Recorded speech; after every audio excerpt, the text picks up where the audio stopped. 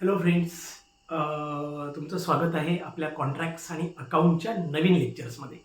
मित्रांनो, आपण चालू करतोय कॉन्ट्रॅक्ट्स आणि अकाउंटचे लेक्चर्स किंवा त्याच्या संदर्भातले व्हिडिओ. आजचा जो व्हिडिओ आहे हा कॉन्ट्रॅक्ट्स आणि अकाउंटच्या सिलेबसच्या इंट्रोडक्शनसाठीचा आहे, ज्यामध्ये आपण या सिलेबसमध्ये काय काय स्टडी करणार आहोत आणि काय काय कोणते कोणते बीट कव्हर करणार आहोत. खरं तर कॉन्ट्रॅक्ट्स आणि अकाउंट हे दोन्ही वेगवेगळे पार्ट आहेत. कॉन्ट्रॅक्ट वेगळा आणि त्या कॉन्ट्रॅक्टच्या संबंधित जो काही लेखाजोखा लिहून ठेवला जातो त्याला आपण अकाउंट म्हणतो. बट याच्याच सोबतच ना अजून एक एक्स्ट्रा पार्ट आणि खूप जास्त इम्पॉर्टंट पार्ट आपल्याला स्टडी करायचा आहे, तो म्हणजे आहे मित्रांनो व्हॅल्युएशन. ओके, आता व्हॅल्युएशन हा जो एक पार्ट आहे हा एक लास्ट टॉपिक आहे, जो की सगळ्यात जास्त इम्पॉर्टंट आहे. मी तर म्हणेल सगळ्यात जास्त इम्पॉर्टंट हा टॉपिक आहे exam point of view, numerical point of view किंवा थेरॉटिकल पॉईंट ऑफ व्ह्यू. आता कॉन्ट्रॅक्ट्स आणि अकाउंट सोबतच आपल्याला स्टडी करायचं आहे व्हॅल्युएशन. आता व्हॅल्युएशन स्टडी करताना किंवा कॉन्ट्रॅक्ट्स आणि अकाउंटला स्टडी करताना कॉन्ट्रॅक्टच्या मेथड कोणत्या असतात, त्याच्या कंडिशन्स कोणत्या असतात, किंवा एखादा सिव्हिल इंजिनियर म्हणून किंवा एखाद्या पर्टिक्युलर डिपार्टमेंटमध्ये काम करताना त्या इंजिनियरला कोणत्या कोणत्या गोष्टीच्या कंडिशनमधनं जावं लागतं, किंवा त्या पर्टिक्युलर केसमध्ये त्या इंजिनियरला कोणत्या कोणत्या मेथड्स ह्या ऑब्झर्व कराव्या लागतील, या सगळ्या आपल्याला स्टडी करायच्या कॉन्ट्रॅक्ट्स आणि अकाउंटमध्ये. मित्रांनो, हा जो स्पेशल जो सब्जेक्ट आहे कॉन्ट्रॅक्ट्स आणि अकाउंट, थोडा ना मी असं म्हणेल की थोडा लेंदी नाही म्हणणार, बट खूप लांब लचक आहे आणि खूप डीपमध्ये जाऊन स्टडी करावं लागणार. ओके, या संदर्भातल्या सगळ्या गोष्टी तुम्हाला या आपल्या व्हिडिओजमध्ये मिळतील. सगळे व्हिडिओज तुम्ही प्रॉपरली बघा, व्यवस्थित त्यामधनं गो थ्रू करा आणि त्यानंतरच या कॉन्ट्रॅक्ट्स आणि अकाउंटचे जे काही एमसीक्यूज असतील ते सुद्धा तुम्हाला याच व्हिडिओच्या लास्टमध्ये मिळतील. याच म्हणजे पूर्ण सिरीज संपल्यानंतर तुम्हाला लास्टमध्ये कॉन्ट्रॅक्ट्स आणि अकाउंटचे काही न्यूमेरिकल्स पण मिळतील, एमसीक्यूच्या फॉर्मॅटमध्ये काही स्पेशल क्वेश्चन्स पण मिळतील आणि त्या संदर्भातले त्याचे आन्सर पण तिथे सॉल्व्ह करून दिल्या जातील. तर मग बघूया कॉन्ट्रॅक्ट्स आणि अकाउंटचा सुरुवातीला असलेला आपला सिलेबस. तर मित्रांनो, सगळ्यात इम्पॉर्टंट आणि खूप जास्त महत्त्वाचा पार्ट जो की कॉन्ट्रॅक्ट्स आणि अकाउंटमध्ये आपल्याला स्टडी करायचा आहे, तो म्हणजेच या कॉन्ट्रॅक्ट्स आणि अकाउंटच्या कंडिशनमध्ये सगळ्यात एक महत्त्वाची गोष्ट काय आहे, ती म्हणजे पहिला चॅप्टर जो आहे, जो की PWD procedure to execute the work. आता PWDच्या काही प्रोसिजर्स आहे मित्रांनो. एखादं काम करण्यासाठी किंवा एखादं टेंडर एक्झिक्यूट करण्यासाठी PWDने एक काही प्रोसिजर्स तयार केले आहेत, किंवा त्या ऑफिशियल प्रोसिजर म्हणा किंवा मग डिपार्टमेंटल प्रोसिजर म्हणा. मग ते काम पर्टिक्युलरली करण्यासाठी ज्या काही प्रोसिजर्स असतात ते आपल्याला तयार करायचे. बट त्याआधी मित्रांनो, सगळ्यात इम्पॉर्टंट गोष्ट काय आहे की तुम्हाला खरं तर एक सेटअप असतं. सेटअप इन द सेन्स, सुरुवातीला नॉर्मली कोणता इंजिनियर असतो, chief engineer, deputy, executive, superintendent, assistant, JE किंवा कॉन्ट्रॅक्टर, या सगळ्यांचा एक सिक्वेन्स काय असतो, किंवा यांची टोटल फंक्शन्स किती असतात, किंवा या लोकांची एक्झॅक्ट कामं कोणती आहे, कोणाच्या अंडरमध्ये किती काम येतं, कोणाकडे कोणत्या परमिशनसाठीची कंडिशन सोपवलेली आहे, किंवा कोण काय करू शकतं, या सगळ्या गोष्टीच्या संदर्भातला हा पहिला चॅप्टर आहे, ज्यामध्ये organisation structure of a public work department, ज्याला आपण PWD म्हणतो, ज्यामध्ये तुम्हाला ऑर्गनायझेशनचं सेटअप कसं कसं आहे किंवा कोणत्या कोणत्या कंडिशनमधनं आपण ऑर्गनायझेशन सेटअप करतो हे इथे आपल्याला बघायचं आहे. याचमध्ये काय की प्रत्येकच लोकांची फंक्शन, आय मीन इथे suppose to be chief engineer असेल, सुप्रिडंट असेल, त्यानंतर एक्झिक्युटिव्ह असेल, त्यानंतर असिस्टंट असेल, त्यानंतर एखादा जेई असेल, त्यानंतर एखादा कॉन्ट्रॅक्टर असेल, तर मग या सगळ्यांचे प्रॉपर फंक्शन काय आहे किंवा त्यांच्याकडे कोणते कोणते पॉवर्स दिलेले आहेत, ह्या सगळ्या गोष्टींचा विचार आपण या व्हिडिओमध्ये करणार आहोत किंवा या चॅप्टरमध्ये करणार आहोत. यानंतर त्यांचे फंक्शन्स बघितल्यानंतर सगळ्यात इम्पॉर्टंट आहे procedure for initiating the work. Exact कोणतंही काम करताना किंवा कोणताही टेंडर टाकताना त्याची परफेक्ट प्रोसिजर काय असते, म्हणजे त्या प्रोसिजरमधनं जाताना आपल्याला कोणत्या कोणत्या गोष्टींमधनं जावं लागतं, कोणत्या कोणत्या गोष्टी बघाव्या लागतात, ह्या सर्वांचा कन्सेप्च्युअल पार्ट म्हणजे PWD procedure for initiating the work. त्यानंतर ॲडमिनिस्ट्रेटिव्ह अप्रुव्हल कसं घ्यायचं? एखाद्या कामासाठी ॲडमिनिस्ट्रेटिव्ह अप्रुव्हल आपण कोणत्या फॉर्मॅटमध्ये घेणार, कसं घेणार? टेक्निकल सँक्शनिंग हे कसं मिळतं?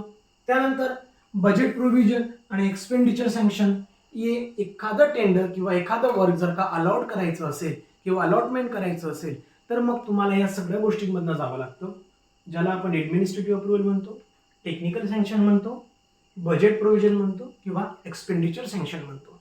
या सर्व प्रोसिजरमधनं गेल्यानंतरच तुम्हाला काय होतं की एखादं टेंडर किंवा एखादं वर्क चालू करता येतं. So this one is regarding to the work or regarding that type of work. त्यानंतर नेक्स्ट आहे मित्रांनो, त्यासाठी परफेक्ट कोणत्या कोणत्या मेथड्स यूज केल्या जातात.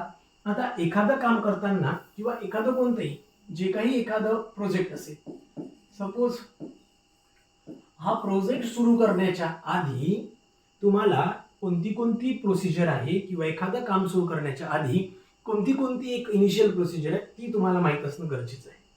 त्यानंतर या प्रोजेक्टच्या संदर्भात आपल्याला ॲडमिनिस्ट्रेटिव्ह अप्रुव्हल कसं घ्यायचं, त्या पर्टिक्युलर वर्कचं टेक्निकल सँक्शन कसं मिळेल, त्या पर्टिक्युलर वर्कचं बजेट प्रोव्हिजन कसं राहील आणि त्याचं एक्सपेंडिचर सँक्शन कसं राहील हे आपल्याला याच पॉईंटमध्ये क्लिअर होईल. आता एकदाच जर का तुमचं ॲडमिनिस्ट्रेटिव्ह अप्रुव्हल झालं, टेक्निकल सँक्शन झालं, बजेट प्रोव्हिजन झालं किंवा एक्सपेंडिचर सँक्शन झालं, त्यानंतर ते पर्टिक्युलर वर्क आपण काय करू, एखाद्याला अलॉट करणार आहे. आता ते वर्क एखाद्याला अलॉट झाल्यानंतर त्याने त्या पर्टिक्युलर व्यक्तीकडून किंवा डिपार्टमेंटने ते वर्क कोणत्या कोणत्या मेथडने करायला पाहिजे त्या मेथड्स आपण स्टडी करणार आहे लास्ट पॉईंटमध्ये. जसं की इथे क्लिअरली मेन्शन केलं आहे, methods used in PWD for carrying out work, contracts method, departmental method, rate list method, piece work method, days work method, employing labour on daily wages basis, अशा number of method आहेत. मग ते काम कोण करतं त्याची पण एक प्रोसिजर आहे. एखाद्या वेळेला काय करतं, डिपार्टमेंट टेंडर काढतं आणि ते काम दुसऱ्याला अलॉट करतं, म्हणजे एका थर्ड पार्टीला. मग त्यावेळेला ती थर्ड पार्टी कोणत्या कोणत्या केसेसमधनं हे काम करेल हे तुम्हाला माहिती असायला पाहिजे. किंवा जर का एखादं टेंडर आहे आणि टेंडरिंगचा फर्स्ट कॉल झाला, सेकंड कॉल झाला, थर्ड कॉल झाला आणि कोणीही टेंडर घ्यायला तयार नाही, किंवा कोरोनाच्या काळात काय झालं होतं की ज्या वेळेला कोरोनाची सुरुवात होती त्यानंतर काही दिवस टेंडर कोणी घ्यायला तयार नव्हते, कारण अशी कंडिशन होती की कोरोनाच्या आधीचेच बिल निघाले नव्हते, त्यामुळे टेंडर कोणी घ्यायला तयार नव्हतं. त्यामुळे काही वेळेला डिपार्टमेंटला स्वतः हा इनिशिएटिव्ह घेऊन ते कामं कंप्लीट करावे लागले.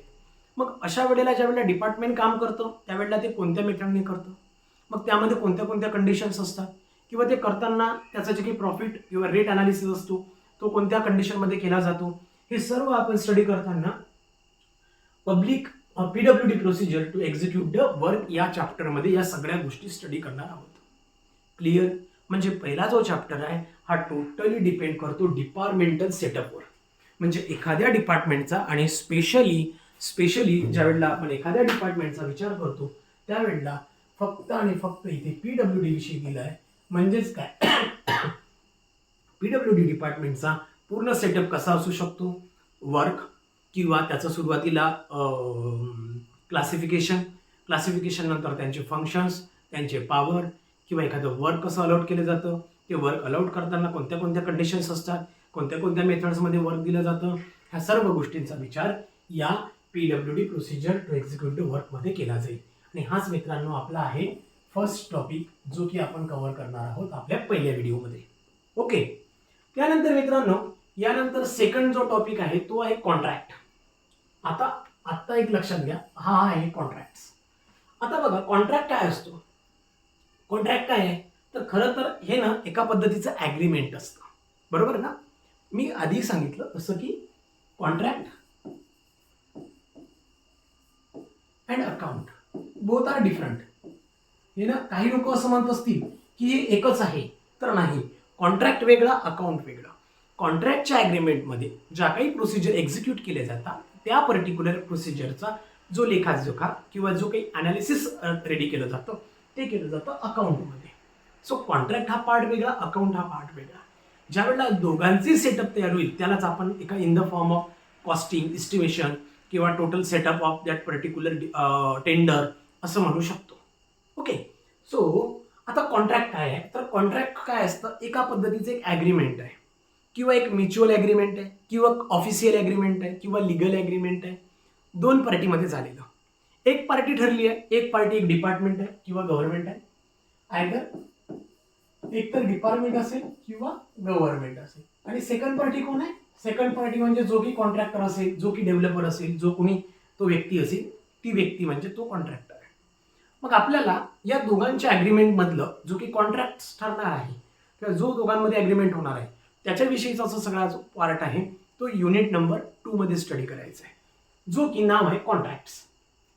खरं तर याचे डेफिनेशन्स काय आपण हे या चॅप्टरमध्ये बघणार. ऑब्जेक्टिव्ह काय काय असतात कॉन्ट्रॅक्टचे हे बघणार. रिक्वायरमेंट ऑफ व्हॅलिड कॉन्ट्रॅक्ट काय असतो किंवा व्हॅलिड कॉन्ट्रॅक्ट कशाला म्हणतात हे पण एक इम्पॉर्टंट पार्ट आहे, हे आपण या चॅप्टरमध्ये बघणार.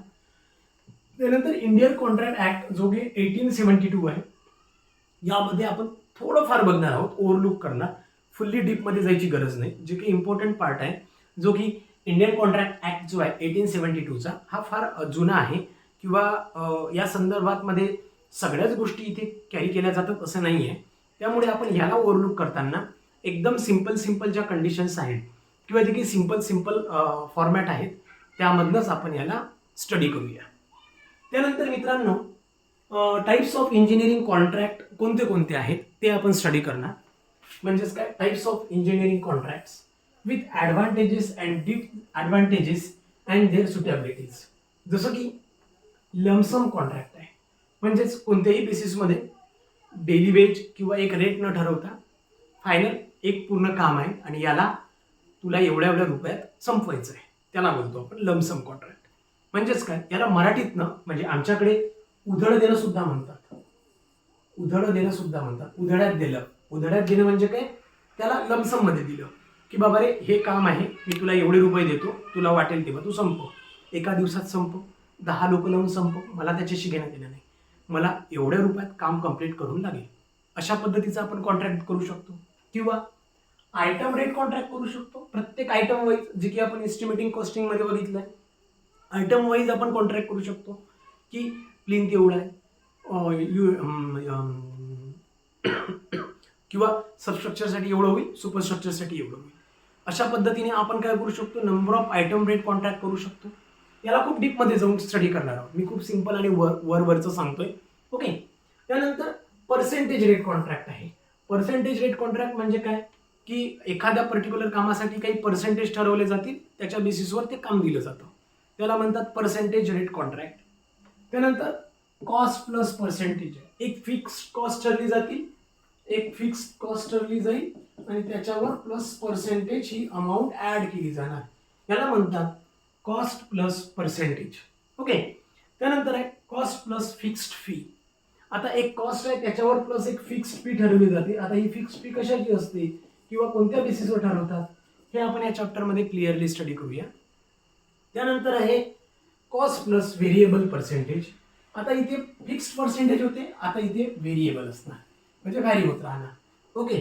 So this is the variable percentage and cost plus variable fee contract. Okay.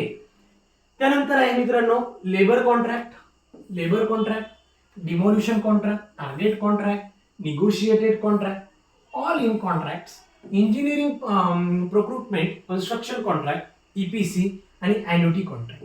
तर जेवढेही कॉन्ट्रॅक्ट्स आहेत किंवा कोणकोणत्या पद्धतीने आपण एखाद्या व्यक्तीसोबत किंवा पार्टीसोबत ॲग्रीमेंट करू शकतो. आपण म्हणजे कोण, डिपार्टमेंट.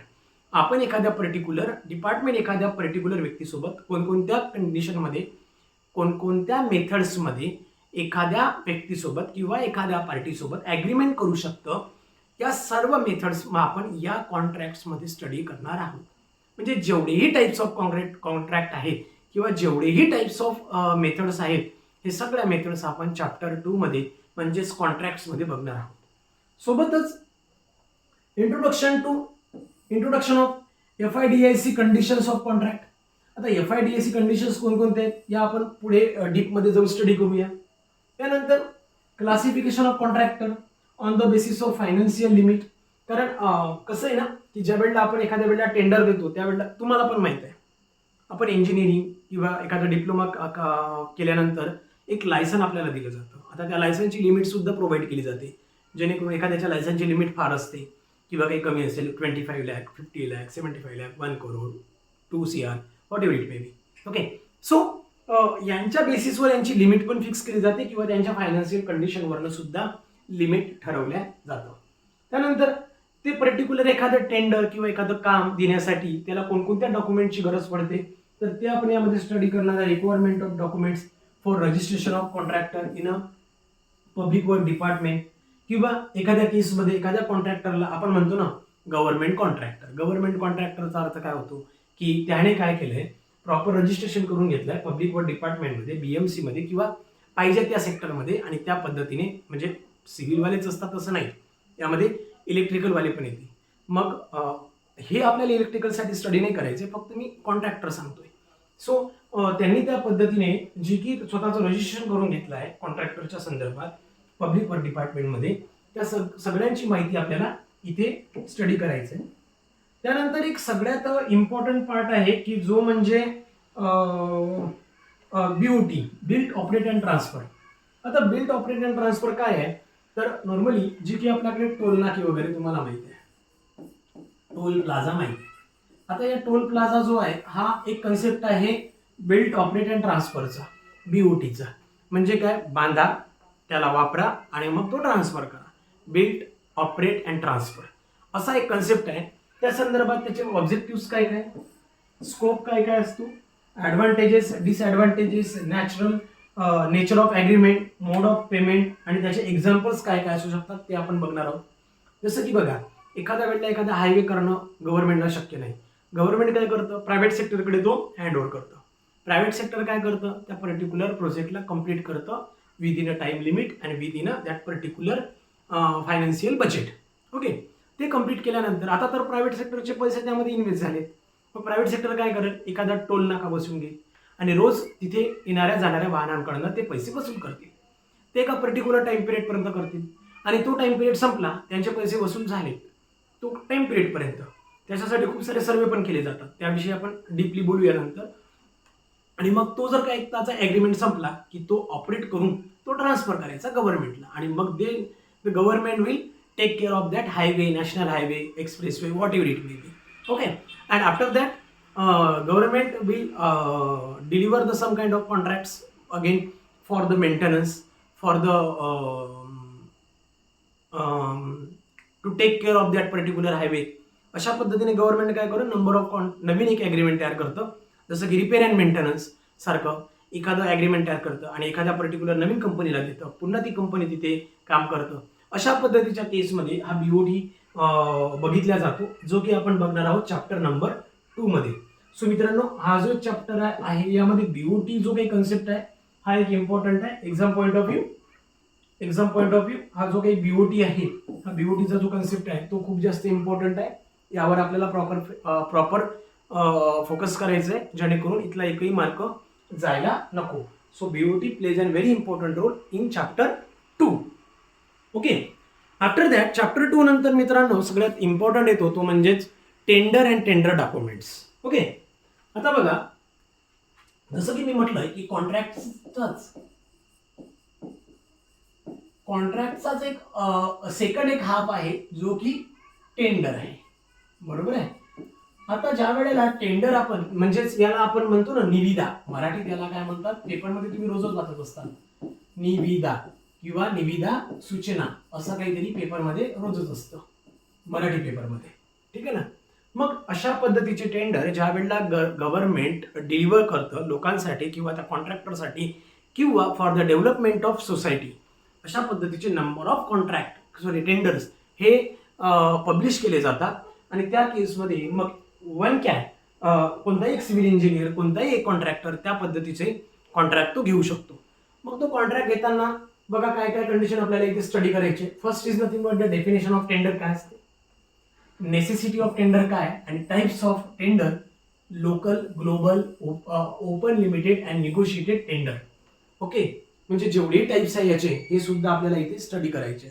काही टेंडर हे लोकलसाठी आहे, काही ग्लोबलसाठी आहे, काही निगोशिएटेड आहे. याचा डिफरन्स काय, याचं मिनिंग काय आहे, हे कुठे कोणत्या कोणत्या कंडिशनसाठीच फक्त युजफुल आहे, कोणत्या नाही आहे, हे सगळं आपण स्टडी करणार आहोत टेंडर अँड टेंडर डॉक्युमेंट्समध्ये. त्यानंतर notice to invite the tender. Okay, NITच्या अंडरमध्ये आपण कोणत्या कोणत्या पद्धतीची नोटीस ही टेंडरला देत असतो. ओके, ज्याला आपण मराठीत मी सांगितले तुम्हाला निविदा सूचना म्हणतात, ज्या की रोज पेपरला, डेली न्यूज पेपरला तुम्हाला बघायला मिळतात आणि सगळ्याच पेपरला अशा पद्धतीच्या टेंडर नोटिसेस दिल्या जातात. मग त्यामध्ये टेंडर नोटीस कसं द्यायला पाहिजे, points to be included while drafting a tender notice. Drafting of tender notice कसं केलं जातं, कोणते कोणते पॉईंट्स त्यामध्ये ऍड व्हायला पाहिजे, कोणत्या कोणत्या कंडिशनमध्ये त्याला ड्राफ्ट करता येतं. कारण टेंडर काढताना शब्द जे आहेत ते खूप चांगले प्रॉपर वापरायला पाहिजे. जसं की कोडिंग वर्ड नको. काही काही वेळेला बघतो हा वर्ड काय झाला, कोडिंगमध्ये झाला, हो पण नाही आणि नाही पण नाही, अशा सारखे शब्द किंवा कोडिंग वर्ड टेंडरमध्ये अलाउड नसतात. म्हणून काय की त्यावेळेला कोणते कोणते पॉईंट्स एखाद्या टेंडर ड्राफ्ट करताना यायला पाहिजे ही इम्पॉर्टंट आहे. जसं की मी बघून सांगतो म्हणजे काय झालं की कोडमध्ये झालं, हो पण नाही म्हटलं, नाही पण नाही म्हटलं. याचा अर्थ काय झालं की असे कोडिंग जे वर्ड आहेत हे टेंडरमध्ये कधीच यायला नको किंवा टेंडरच्या ड्राफ्टिंगमध्ये यायला नको. मग टेंडर फॉर्म करताना एक त्याची प्रॉपर प्रोसिजर असते, एक त्याला प्रॉपर लिमिट आहे किंवा त्याला एक प्रॉपर क्लासिफिकेशन आहे, ज्यामधनं आपल्याला हे सगळं गो थ्रू करायचं आहे. त्यानंतर meanings of terms. Term meaning काय, जसं की earnest money deposit, security deposit, additional performance security deposit, validity period, right to reject one or all tenders, corrigendum to tender notice and its necessity. यासारख्या सगळ्या गोष्टींचा properly meaning काय बनतो. जसं की सिक्युरिटी डिपॉझिट काय असतो, कशासाठी, याचा यूज काय आहे, का बरं भरावा, का बरं नाही भरावा, भरल्यानंतर काय होऊ शकतो, याचे ॲडव्हान्टेज काय असू शकतात, याचे डिसॲडव्हान्टेजेस काय असू शकतात. Advantages towards the department, advantages towards the party, disadvantages towards the department, disadvantages towards the party. हे सगळ्या गोष्टी तुम्हाला या पर्टिक्युलर टर्म्सचे जे काही मिनिंग आहे यामध्ये बघायला मिळेल. त्यानंतर टेंडर डॉक्युमेंट्स जे असतात त्यामध्ये काय म्हणजे एखाद्या वेळेला टेंडर डॉक्युमेंट्स कसे फुलफिल केले जातात किंवा टेंडर सबमिट करताना कोणत्या कोणत्या क्लासमध्ये आपण ते टेंडर डॉक्युमेंट्स. आता सिंपल आहे, सगळ्या आपण लोकांनी काय केलं की मी पण एक इंजिनियर आहे, तुम्ही पण लोक पण इंजिनियर आहात.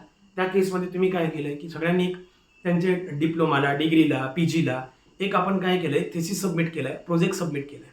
तर प्रोजेक्ट आपण डायरेक्ट पेपरवर लिहून डायरेक्ट नाही नेऊन दिला आपल्या गाईडला, हा घ्या, नाही, त्याला काय केलं आपण प्रॉपर एका प्रोसिजरमधनं गेलो.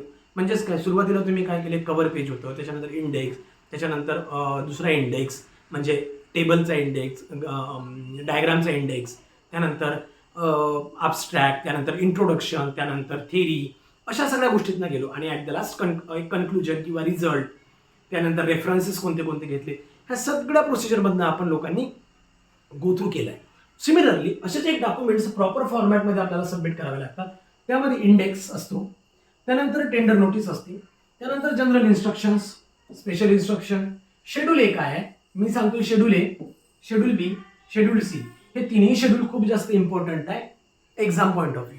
कदाचित टर्म देतील आणि which is related to the which schedule असं विचारण्याचे चान्सेस आहेत. त्यानंतर terms related to the tender document, contract conditions, time limit, time extension, penalty, time limit आणि time extension, time limit, time extension आणि पेनॉल्टी. तुम्ही प्रत्येक निविदा सूचना बघा, त्यातनं टाइम लिमिट दिलेली असते. 6 महिने, 12 महिने, 2 वर्ष, 4 वर्ष, काहीतरी टाइम लिमिट दिलेली असेलच 100%. टाइम एक्सटेन्शन हा एक वेगळा पार्ट झाला जो की इंटरनल बेसिसवर असतो. पेनॉल्टी हा पण एक वेगळा पार्ट आहे. त्यानंतर defective material and workmanship, termination of contract, suspension of work, subletting of contract, extra item, price variation, clauses. त्यानंतर बघा clauses, escalation, defect liabilities, period, liquidated and unliquidated damages. Okay, ह्या सगळ्या गोष्टींचा तुम्हाला इथे प्रॉपर यूज करायचं आहे टेंडर अँड टेंडर नोटीसमध्ये. म्हणजे यामध्ये पूर्ण थेरी तुम्हाला प्रॉपरली समजून घ्यायची आहे, ड्राफ्टिंग समजून घ्यायचं आहे, टेंडरचे फॉर्मॅट समजून घ्यायचे आहेत, टेंडरचे डॉक्युमेंट समजून घ्यायचे आहेत, शेड्यूल समजून घ्यायचे आहेत, त्यांचा कन्सेप्ट बघायचं आहे. त्यामध्ये मी schedule A, schedule B, schedule C सगळं तुम्हाला दाखवणार आणि क्लिअरली आपण स्टडी करूया या सगळ्या प्रोसिजरला. Okay, so this is the chapter number 3. हा आहे मित्रांनो चॅप्टर नंबर 3, ज्यातनं आपल्याला प्रॉपरली गो थ्रू करायचं आहे, इम्पॉर्टंट आहे. नेक्स्ट यामधला राहिलेला next part arbitration, meaning and qualification of arbitrator. आपण आता बघा काही वेळेला काय होतं की बघा एक आर्बिट्रेटर फिक्स केला जातो एखाद्या कामासाठी. जसं की एक एक्झाम्पल सांगतो मी टाउन प्लॅनिंगचं. जसं की एक टाउन प्लॅनिंग स्कीम असेल, TPS असेल, आणि टाउन प्लॅनिंग स्कीम ज्या वेळेला आपण तयार करतो त्यावेळेला इथे ना एक लोकल ऑथॉरिटी आणि ओनर या दोघांमध्ये या गोष्टींचा व्यवहार होत असतो. मग यामध्ये ना काही गोष्टी फिक्सअप करण्यासाठी, काही गोष्टी प्रॉपर करण्यासाठी, परफेक्ट करण्यासाठी एक गव्हर्नमेंट एक आर्बिट्रेटर अपॉइंट करतो आणि तो काय करतो, या दोघांमधल्या काही गोष्टी सॉर्ट आउट करतो. ओके, तर तशाच पद्धतीचं आर्बिट्रेशन इथे आहे. इथे त्याचा मिनिंग आणि इथे हा सेम आहे, कुठेही बदललेला नाही. ज्या लोकांनी ATPचे क्लासेस केले आहेत त्यांना आर्बिट्रेटरचा मिनिंग हा खूप खूप चांगल्या पद्धतीत माहीत आहे. त्यामुळे आर्बिट्रेटरचा जो मिनिंग आहे तो जो ATPत होता, MRTP ऍक्ट 1966च्या अंतर्गत, तोच मिनिंग इथे बनतो. फक्त काय त्याच्या पॉवर आणि ड्युटीज थोडे चेंज होतात, अदरवाईज आर्बिट्रेटरचा मिनिंग तोच राहील. ओके, त्याचे कॉजेस काय, सेटलमेंट ऑफ डिस्प्यूट काय, पॉवर आणि ड्युटीज काय आर्बिट्रेटरच्या, आणि अवॉर्ड ऑफ रिझल्ट काय, ह्या सगळ्या गोष्टी आपण प्रॉपरली विथ एक्झाम्पल बघूया. असं नाही की वर बघू, विथ एक्झाम्पल बघू आणि प्रॉपरली गो थ्रू करू. त्यानंतर procedure of submitting the field tender document. बघा 2 एन्व्हलप सिस्टम काय असतं, 2 एन्व्हलप सिस्टम काय आहे हे आपल्याला स्टडी करायचे आहे. ज्या वेळेला आपण डॉक्युमेंट सबमिट करतो किंवा त्याला कोणत्या फॉर्मॅटमध्ये त्याचं ड्राफ्टिंग केलं जातं, सबमिशन कोणत्या फॉर्मॅटमध्ये असतं टेंडरचं, हे आपण बघणार. प्रोसिजर ऑफ ओपनिंग टेंडर, कोणत्या प्रोसिजर्स आहे ओपनिंगच्या, कशा ओपन केला जातो टेंडर. म्हणजे आपण मूव्हीजमध्ये किंवा सिरियलमध्ये बघितलं असेल, टेंडर ओपन करतात ना कोणीतरी 2-3 लोक डायसवर बसतात, तिथल्या चेअरवर असतात, खाली काही लोक असतात आणि टेंडर अनाऊन्स केलं जातं. अशाच फॉर्मॅटमध्ये आपण बघणार आहोत procedure of opening the tender. Comparative statement कसं, scrutiny of tender, award of contract, acceptance letter and work order, ह्या सगळ्या गोष्टी आपण बघणार आहोत टेंडर अँड टेंडर डॉक्युमेंटच्याच अंतर्गत, म्हणजेच आपला युनिट नंबर 3 मध्येच. त्यानंतर ई टेंडरिंग आहे, जो की आता जो कन्सेप्ट चालू आहे तो ई टेंडरिंगचा आहे. एक अमाऊंट ज्या वेळेला एखादी अमाऊंट एका पर्टिक्युलर लिमिटच्या वर जातं त्याला ऑटोमॅटिकली ई टेंडरिंग मध्ये त्याला कन्वर्ट केलं जातं. तर ई टेंडरिंग सिस्टम काय, त्याची online procedure of submission of e tender PWDच्या फॉर्मॅटमध्ये कसं आहे, अनबॅलन्स टेंडर किंवा रिंग फॉर्मेशन कसं असतं हे आपण स्टडी करणार आहोत आपल्या टेंडर अँड डॉक्युमेंट्समध्ये, म्हणजेच युनिट नंबर 3 मध्ये. त्यानंतर मित्रांनो अकाउंट्स इन PWD. जसं की मी तुम्हाला बोललो होतो, कॉन्ट्रॅक्ट वेगळा, कॉन्ट्रॅक्टच्या बेसमध्ये आपण टेंडर स्टडी केलं.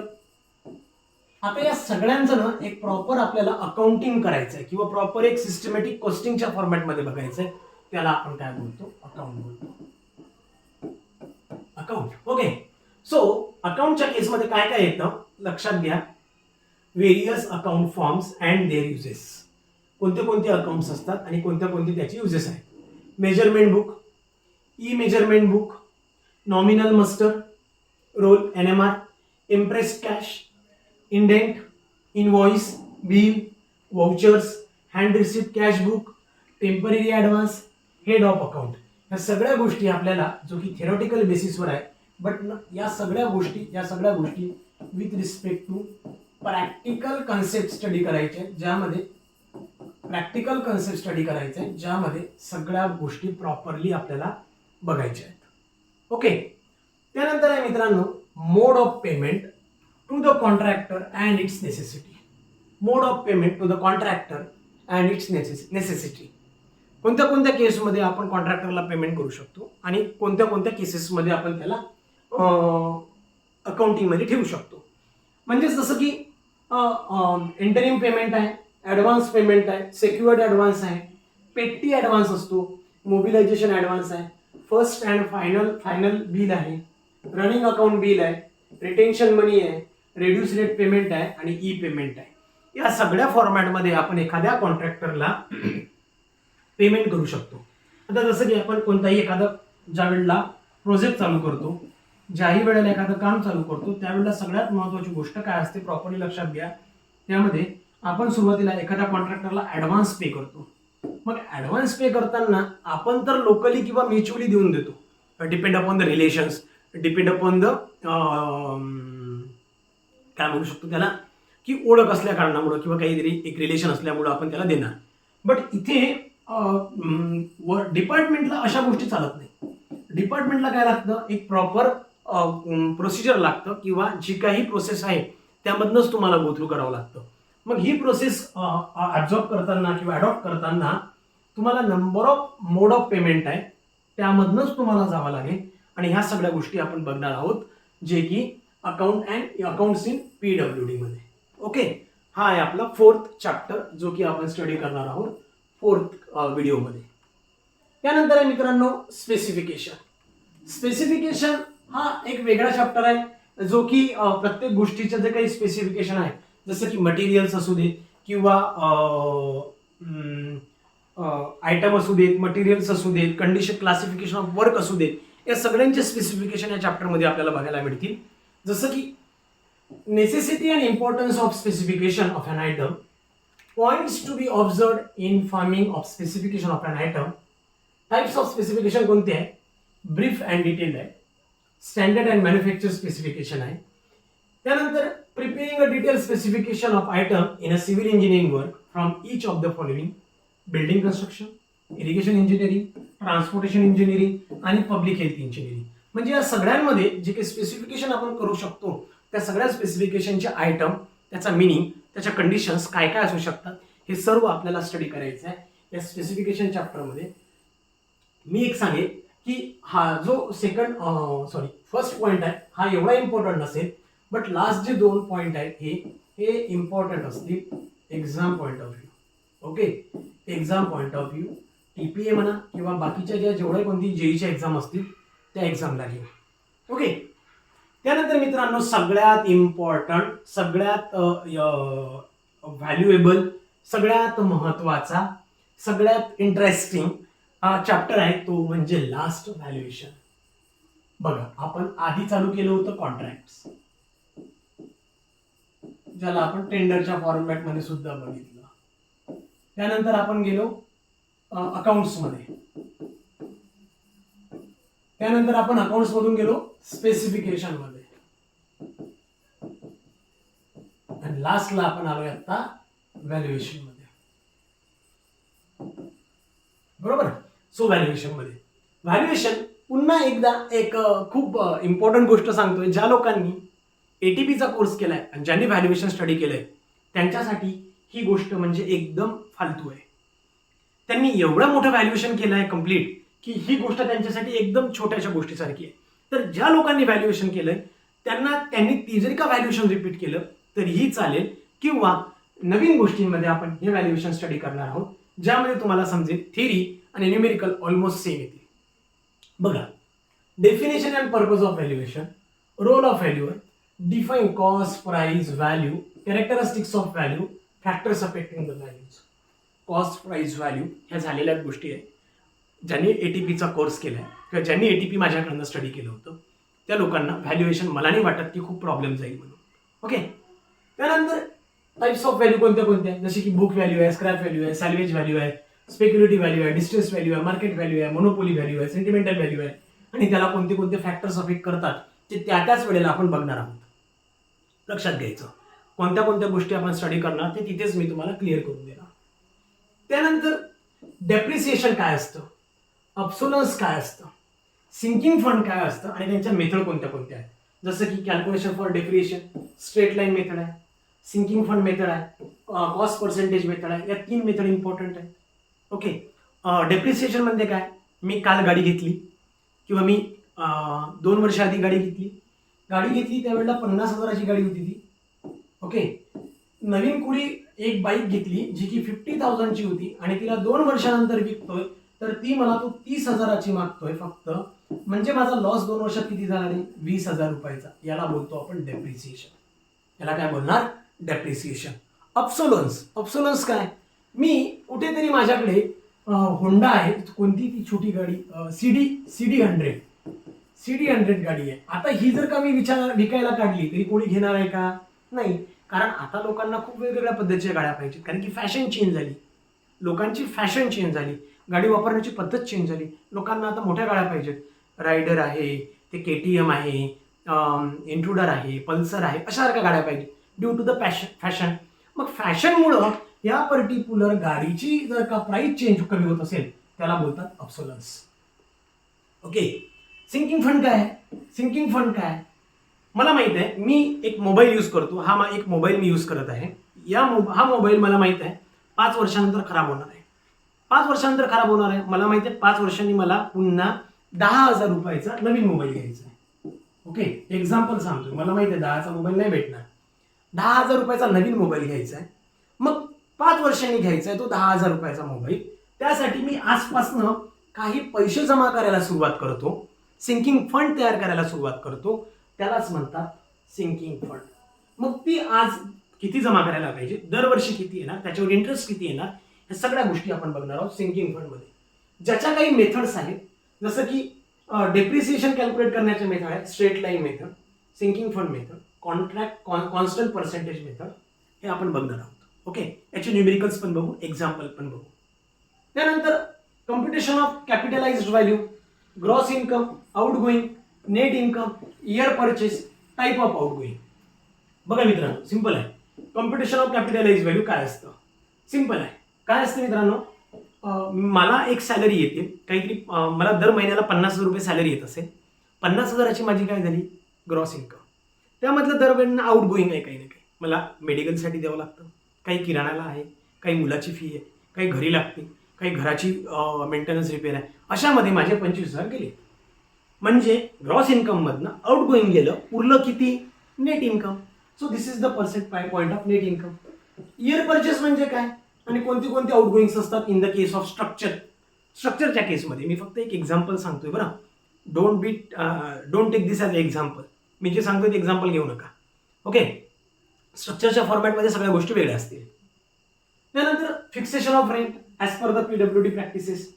एखाद्या गोष्टीसाठी ज्या वेळेला रेंट फिक्स केला जातो, पण PWD प्रॅक्टिसेस बंद कोणत्या कोणत्या कंडिशन्स असतात, किंवा रेंट फिक्स करताना कोणत्या कोणत्या गोष्टी बघायला पाहिजेत, ह्या सगळ्या आपण बघणार आहोत फिक्सेशन ऑफ रेंटमध्ये. त्यानंतर एक लीज आहे. 2 टाईपचे लीज असतात मित्रांनो. एक आहे शॉर्ट आणि एक आहे long term. Short term lease, long term lease. त्यामध्ये पण 2 गोष्टी आहेत. एक आहे फ्री होल्ड प्रॉपर्टी, एक आहे लीज होल्ड प्रॉपर्टी. आता या 2 गोष्टी असतात. जसं की गव्हर्नमेंटला मी माझी जमीन दिली फक्त पार्किंगसाठी, दिली आहे.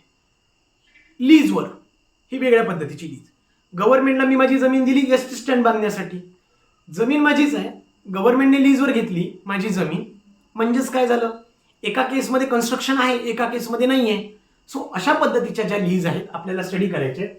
आता हे काय होतं हे मी तुम्हाला क्लिअरली समजून सांगणार आपल्या लास्ट चॅप्टरमध्ये. त्यानंतर मित्रांनो मॉर्गेज असतं. मॉर्गेज डीड कसं केलं जातं, precaution to be taken while making a mortgage. कोणते कोणते प्रिकॉशन घ्यायला पाहिजे मॉर्गेज करताना, ह्या सगळ्या गोष्टी आपण स्टडी करणार आहोत मित्रांनो. आपला जो इम्पॉर्टंट चॅप्टर आहे व्हॅल्युएशन, यामध्ये इथे तुमचा पूर्ण टॉपिक संपेल. म्हणजे व्हॅल्युएशन झाल्यावर आपल्या सगळं सिलेबस कंप्लीट होईल आणि यानंतर मग आपण बघूया यावरचे MCQ. आणि MCQ काय काय असतील ते खूप इम्पॉर्टंट आहे. ओके, तर हा असेल आपला कॉन्ट्रॅक्ट्स अँड अकाउंटचा सिलेबस. पुढचा व्हिडिओ तुम्हाला चॅप्टर 1चा असेल, ज्यामधनं आपण सगळ्या गोष्टी क्लिअर करूया. Thank you so much. भेटूया आपण आपल्या नवीन व्हिडिओमध्ये चॅप्टर 1 मध्ये. तोपर्यंत थँक्यू सो मच.